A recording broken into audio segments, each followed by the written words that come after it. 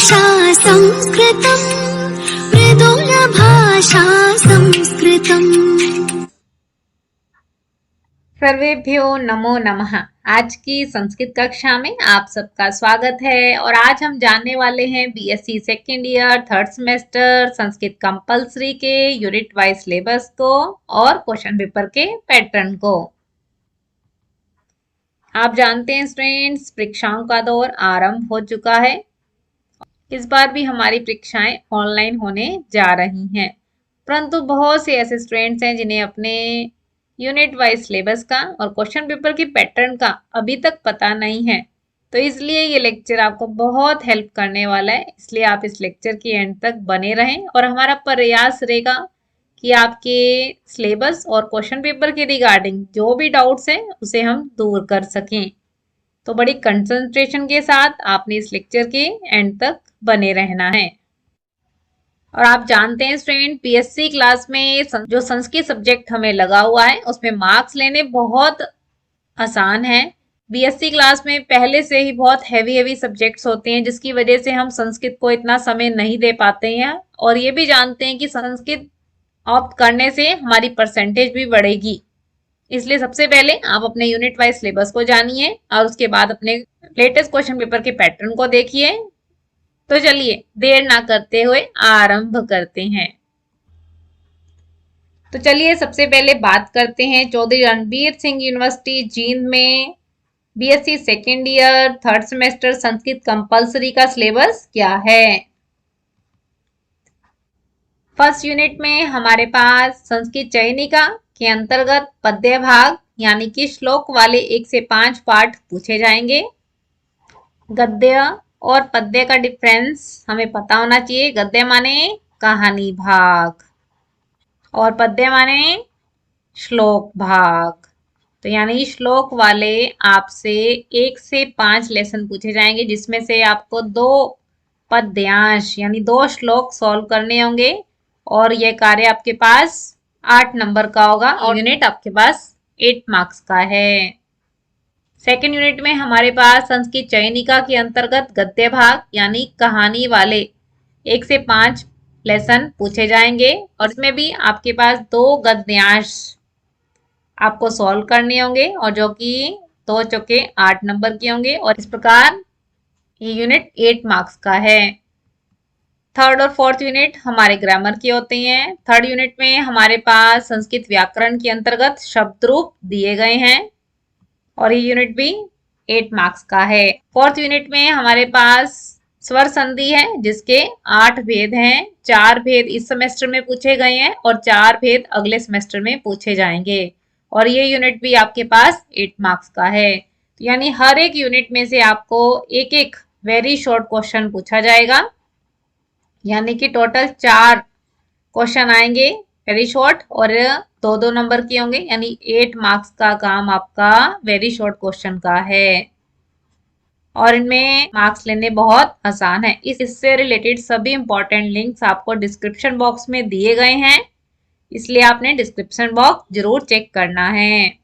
और सबसे पहले स्टूडेंट्स यूनिट 1 और 2 में जितने आपको लेसन आए हैं तो उन सभी लेसन के नाम और राइटर्स के नाम अच्छे से याद कर लीजिए, क्योंकि इससे संबंधित वेरी शॉर्ट क्वेश्चन पूछ लिए जाते हैं।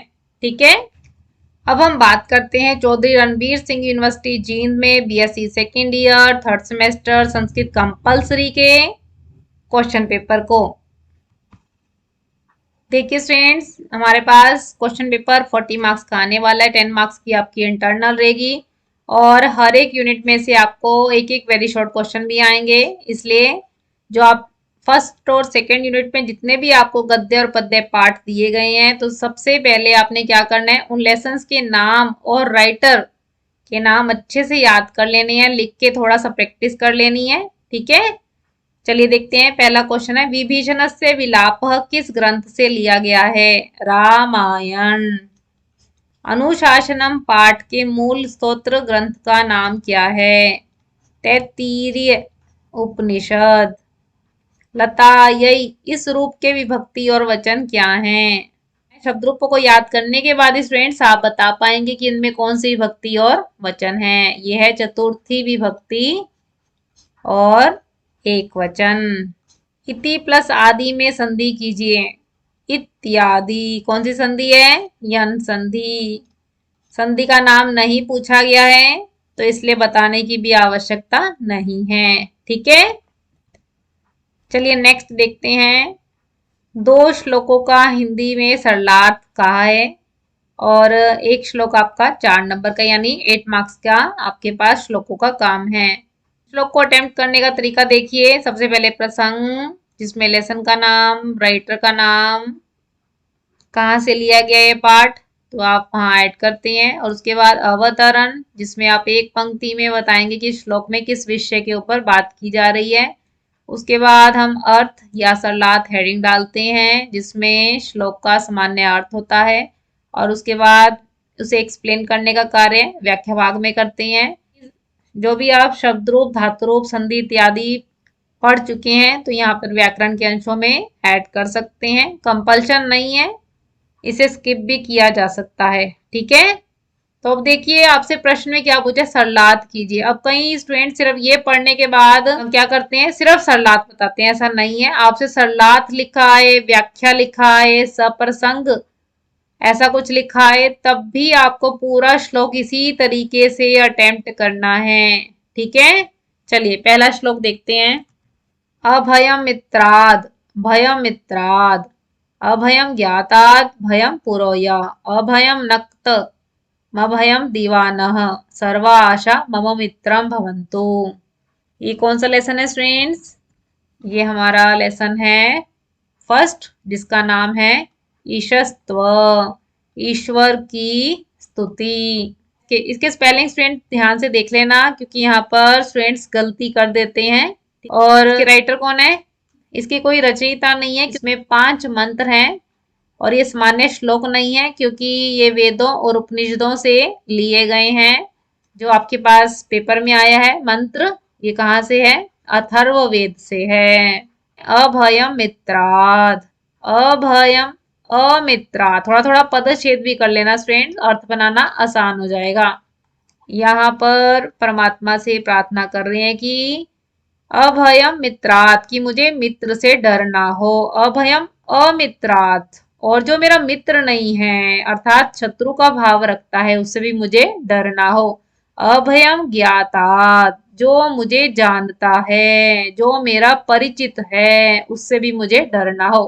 अभयम पुरोय, और जो मेरे, पुरो माने सामने उपस्थित है, उससे भी मुझे डर ना हो। अभयम नक्तम, नक्तम कहते हैं रात्रि को, मुझे रात्रि में डर ना हो। दीवा माने मुझे दिन में डर ना हो। सर्वा आशा मम मित्रम भवन्तु, की आशा का अर्थ है दिशाएं, सभी दिशाएं मेरी मित्र बन जाएं, अर्थात जहां भी जाऊं किसी का भी भय ना हो, डर ना हो। इस तो यहाँ पर परमात्मा से अभयता के लिए प्रार्थना की गई है। ठीक है, तो इस प्रकार आप अर्थ लिखेंगे और फिर इसे एक्सप्लेन करेंगे। चलिए नेक्स्ट श्लोक देखते हैं। त्वमेकम शरण्यम त्वमेकम वरेण्यम त्वमेकम जगत्पालकम स्वप्रकाशम त्वमेकम जगत कर्त्री पात्री प्रहृत्री त्वमेकम परम निश्चलम निर्विकल्पम। ये श्लोक सेकंड लेसन से लिया गया है, जिसका नाम है वयम त्वाम भजामह, कि हम तुम्हारा भजन करते हैं, हम आपका भजन करते हैं। और ये लेसन की रचयिता कौन है? आदि गुरु शंकराचार्य। कहाँ से लिया गया लेसन? वेदांत स्तोत्र संग्रह। तो इतना आपने प्रसंग में लिखना है। चलिए आप लोग पढ़ते हैं। त्वमेकम शरण्यम, हे परमात्मा केवल तुम ही शरण के योग्य हो। त्वमेकम वरेण्यम, तुम ही एकमात्र वरण के योग्य हो, चयन के योग्य हो। त्वमेकम जगत पालकम, हे परमात्मा तुम ही जगत के पालक हो। स्वप्रकाशम, स्वयं प्रकाशित होने वाले हो। त्वमेकम जगत कर्त्री पात्री प्रहृति, तुम ही एकमात्र जगत के करता हो। पात्री माने पालन पोषण करता हो, प्रहृति माने विनाश करता हो। तो यहाँ पर तीनों ही स्थितियां बता दी हैं कि रचयिता भी आप हो और उसके बाद पालन पोषण करने वाले भी आप हो, और प्रहृति माने विनाश करने वाले भी आप हो। त्वमेकम परम, तुम ही एकमात्र, परम का अर्थ है श्रेष्ठ, निश्चलम स्थिर रहने वाले हो, निर्विकल्पम कल्पना से परे हो। तो इस प्रकार आपने यहाँ अर्थ लिखना है और फिर उसे एक्सप्लेन करना है। तो यहाँ पर परमात्मा के अलौकिक गुणों के विषय में बताया गया है। चलिए नेक्स्ट श्लोक देखते हैं। साधु धर्म मवेक्षस्व, साधु साधु व्रतम चर, यथा तव तथान्येषां रक्षया दारा निशाचर। श्लोक में ही पता चल जाता है कि कौन सा लेसन है, तो बड़े ध्यान से। ठीक है, तो लेसन नंबर 4 है साधु व्रतम चर, और इसके रचयिता कौन है? महर्षि वाल्मीकि हैं।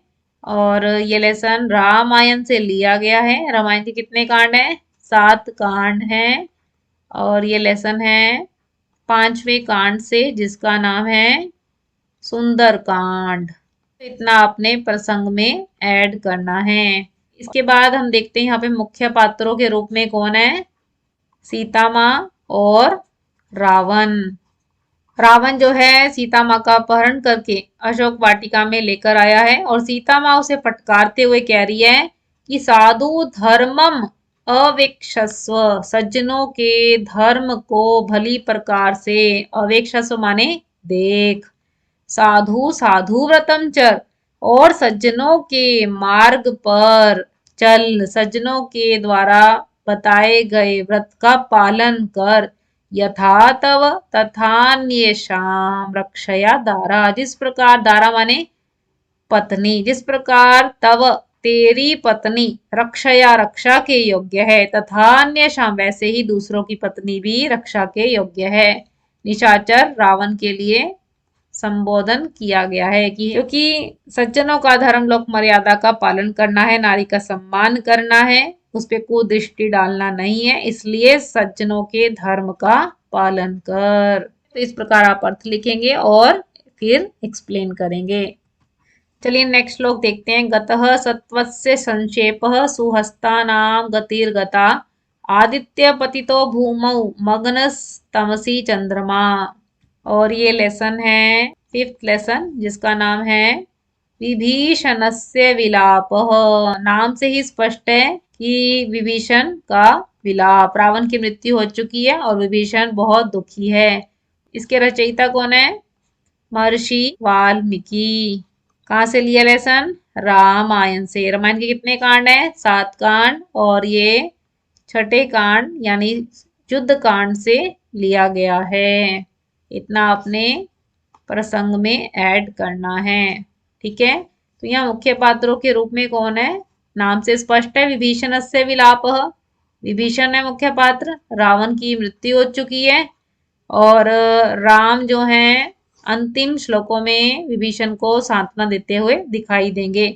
तो इस श्लोक में विभीषण रावण की मृत शरीर को देखकर दुख व्यक्त करते हुए कह रहा है कि गतः सत्वस्य संक्षेपः, सत्व माने मनोबल, संक्षेप माने सार, मनोबल का सार, गतः चला गया है, नष्ट हो गया है, सुहस्ता नाम गतिर्गता, और सुहस्ता नाम माने सुंदर हाथों का, गति माने सहारा भी चला गया है, आदित्य पतितो भूमौ, और पृथ्वी पर, आदित्य माने सूर्य, गिर गया है, मग्नस तमसी चंद्रमा, और चंद्रमा तमसी माने अंधकार में डूब गया है।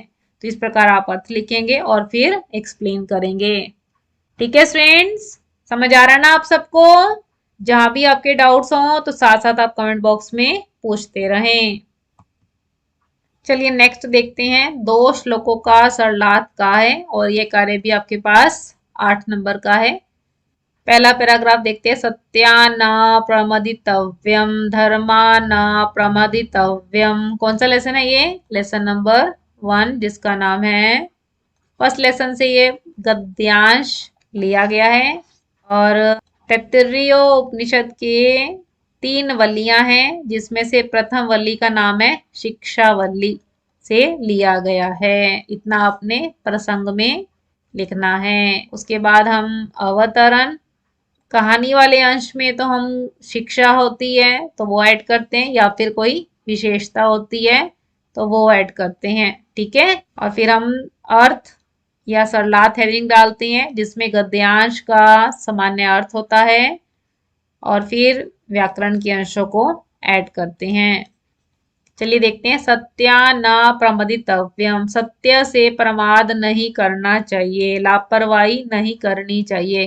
धर्मा न प्रमदितव्यम, धर्म से लापरवाही नहीं करनी चाहिए। कुशलान न प्रमदितव्यम, कुशलता से लापरवाही नहीं करनी चाहिए। भूत्यई न प्रमदितव्यम, भूत्यई माने धन ऐश्वर्य से प्रमाद नहीं करना चाहिए, लापरवाही नहीं करनी चाहिए। स्वाध्याय प्रवचनाभ्याम न प्रमदितव्यम, स्वाध्याय माने सेल्फ स्टडी, प्रवचनाभ्याम यानी गुरु के उपदेशों से, स्वाध्याय और गुरु के उपदेशों से भी प्रमाद नहीं करना चाहिए।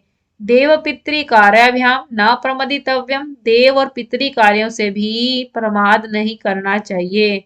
मातृदेवो भव, माता को देवता के समान मानो। पितृदेवो भव, पिता को देवता के समान मानो। आचार्य देवो भव, आचार्य को देवता के समान मानो। अतिथि देवो भव, अतिथि को देवता के समान मानो। एक शिष्य को किस प्रकार का व्यवहार करना चाहिए, तो यहाँ पर गुरु उसे उपदेश दे रहे हैं। ठीक है, चलिए नेक्स्ट देखते हैं। यावत कूपोपरि याति तावत कूप मध्य आत्मनः प्रतिबिंबम ददर्श, कौन सी कहानी है फ्रेंड्स, पता चल रहा है कुछ? भासुरक शेर वाली कहानी है। थोड़ा सा पैराग्राफ पढ़ेंगे तो पढ़ते ही पता चल जाएगा कि कौन सी कहानी है, कौन सा चैप्टर है। लेसन नंबर 3 जिसका नाम है बुद्धिर्यस्य बलम तस्य, और ये कहानी पंडित विष्णु शर्मा ने लिखी है। कहाँ से लिए कहानी? पंचतंत्र से। तो इतना आपने प्रसंग में ऐड करना है। उसके बाद हम अवतरण लिखते हैं जिसमें हम शिक्षा बताते हैं कि यहाँ पे कौन से पात्र हैं, शेर और खरगोश। यहाँ पर पंडित विष्णु शर्मा शेर और खरगोश की कहानी के माध्यम से शिक्षा दे रहे हैं कि बुद्धिर्यस्य बलम तस्य, कि जिसके पास बुद्धि है उसी के पास वास्तव में बल है। ठीक है, और उसके बाद फिर हम अर्थ बताएंगे। चलिए देखते हैं। यावत कूपोपरि याति, जब कुएं के ऊपर जाता है, याति माने जाता है। तावत कूप मध्य, तब कुएं के बीच में। आत्मनः, अपना। प्रतिबिंबम, परछाई को देखा। दृष्टवा च तेन हृदये, और देखकर उसने हृदय में चिंतितम सोचा। यद भव्यो उपायोस्ति, यह बहुत अच्छा उपाय है। अहम भासुरकम प्रकोप्य, मैं भासुरक शेर को प्रकोप्य गुस्सा दिलाकर, स्वबुद्धया अपनी बुद्धि से, अस्मिन कूपे इस कुएं में, पातयिष्यामि गिरा दूंगा। अथासौ दिनशेषे भासुरक समीपम प्राप्त, इसके बाद दिन के शेष भाग में यानी शाम को, सायकाल को भासुरक के समीप पहुंच जाता है। ठीक है, तो इस तरीके से आपने अर्थ बताना है। चलिए नेक्स्ट देखते हैं। चंड्रवोपीतान भय व्याकुलितान विज्ञायेत महा, चंड्र वाली कहानी कौन सी थी फ्रेंड्स? Lesson number 4 नीलवर्ण श्रृंगाल। इसके रचयिता कौन है? पंडित विष्णु शर्मा। कहाँ से लिए कहानी? पंचतंत्र से। तो इतना आपने प्रसंग में लिखना है, और फिर आप अवतरण बताएंगे जिसमें शिक्षा लिखेंगे आप कि पंडित विष्णु शर्मा ने चंड्रव की कहानी या फिर नीले रंग के गीदड़ की कहानी के माध्यम से शिक्षा दी है कि जो अपनों को छोड़ देता है और दूसरों को अपना बना लेता है उसका सब प्रकार से विनाश हो जाता है। चलिए अर्थ देखते हैं। चंड्रवो पीतान, चंड्र भी, तान भय व्याकुलितान, विज्ञाये इद महा, भय से व्याकुलित हुआ जानकर। बोला। भो भो शवापद, अरे अरे जंगली पशुओं, किम यूयम माम दृष्टवैव संत्रस्ता व्रजत, तुम सब क्यों मुझे देखकर डर कर जा रहे हो। तन्नाभेतव्यम, तुम्हें डरना नहीं चाहिए। अहम ब्रह्मणा द्य स्वयमेव सृष्टवा विहित, ब्रह्मा ने स्वयं आज ही मेरी रचना करके अभिहत कहा है। क्या कहा है? यत् छवापदा नाम, किन पशुओं के बीच में, जंगली पशुओं के बीच में, कश्चिद राजा न अस्ति, कोई राजा नहीं है। तो इस प्रकार आपने अर्थ बताना है। समझ आ रहा है ना आप सबको? चलिए नेक्स्ट देखते हैं। अब हमारे पास व्याकरण में शब्द रूप पूछे गए हैं। कितने करने हैं? 4। और ये कार्य भी आपके पास 8 मार्क्स का है। देखिए कितनी चॉइस है, फुल चॉइस है, 50% चॉइस आई हुई है। तब भी बहुत ध्यान से करें और कोशिश करें कि व्याकरण का जितना भी पूछा जाए वो आप सारा कंप्लीट करके आए, क्योंकि कई बार हलंत और विसर्ग की गलती छूट जाती है। राम की द्वितीय विभक्ति देखते हैं। रामम, रामौ, रामान। देव की चतुर्थी, देवाय, देवाभ्याम, देवेभ्य। लता का संबोधन, हे लते। उसके बाद तो हमें प्रथमा विभक्ति लिखनी होती है, तो यहाँ पे भी यही बनेगा, हे लताः। ठीक है। मुनि की सप्तमी विभक्ति, मुनौ, मुनयोः, मुनीषु। तद का पुल्लिंग की प्रथमा विभक्ति, स, तौ, ते। अस्मत् की तृतीय विभक्ति, मया, आवाभ्याम, अस्माभिः। युष्मत् की प्रथमा, त्वं, युवाम, यूयम। फल की पंचमी विभक्ति, फलात्, फलाभ्याम, फलेभ्य। ठीक है। तो इस तरीके से आपको शब्द रूप लिखने हैं। शब्द रूप से संबंधित जो भी विभक्ति कार्य दिया गया है, इस तरीके से आपने अटेम्प्ट करना है। चलिए नेक्स्ट देखते हैं। 4 का संधि अथवा संधि विच्छेद। ध्यान, प्रश्न को ध्यान से पढ़ना बहुत जरूरी है। देखिए अथवा का है, या तो 4 को जोड़ लीजिए या फिर 4 को तोड़ दीजिए। ठीक है। ऐसा नहीं है कि 2 तोड़ने वाले कर दें, 2 जोड़ने वाले, ऐसा नहीं है। चलिए बनाकर देखते हैं। नायक कैसे बनेगा? नई प्लस अक। यहाँ पे संधि है, अयादि संधि। संधि का नाम इत्यादि नहीं पूछा गया है और आपको बताने की भी आवश्यकता नहीं है, सिर्फ आपको जस्ट बता रहे हैं कि कौन कौन से उदाहरण है और किस किस संधि के उदाहरण है। ठीक है। वर्षा ऋतु कैसे बनाओगे? वर्षर्तु। पुरुष प्लस उत्तम, पुरुषोत्तम, पुरुषोत्तम। राजेंद्र, राजा प्लस इंद्र। भू प्लस आदिगण, भवादिगण। प्रति प्लस एकम, प्रत्येकम। सूर्य प्लस उदय, सूर्योदय। 1 प्लस एकम, अकैकम।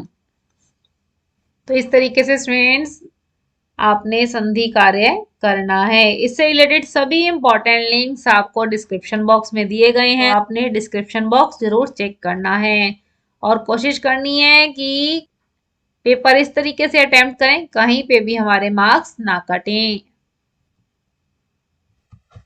आज की कक्षा में हमने अपने सिलेबस को और क्वेश्चन पेपर को बहुत डिटेल के साथ जाना, और इन सिलेबस और क्वेश्चन पेपर से रिलेटेड आपका कोई भी डाउट है तो आप कमेंट बॉक्स में ले सकते हैं। आपकी कोई सजेशन है तो वह भी आप कमेंट बॉक्स में बता सकते हैं। आपको लेक्चर कैसा लगा यह भी आप कमेंट बॉक्स में जरूर बताएं। अगर आपको लेक्चर अच्छा लगा तो आप इसे लाइक कीजिए, ज्यादा से ज्यादा फ्रेंड्स के साथ शेयर कीजिए, क्योंकि बहुत से स्टूडेंट्स ऐसे हैं जिन्हें अपने सिलेबस के बारे में नहीं पता है और जब आप सिलेबस को यूनिट वाइज समझ लेते हैं तो क्वेश्चन पेपर को अटेम्प्ट करना बहुत आसान हो जाता है। तो इसलिए अपने फ्रेंड्स के साथ इस लेक्चर को जरूर शेयर करें। और अगर आप चैनल पे नए आए हैं, संस्कृत सीखना चाहते हैं, संस्कृत की नई अपडेट के साथ जुड़ा रहना चाहते हैं, सिलेबस कवर करना चाहते हैं, तो चैनल को सब्सक्राइब भी कीजिए ताकि आने वाली नई नोटिफिकेशन सबसे पहले आपको मिले।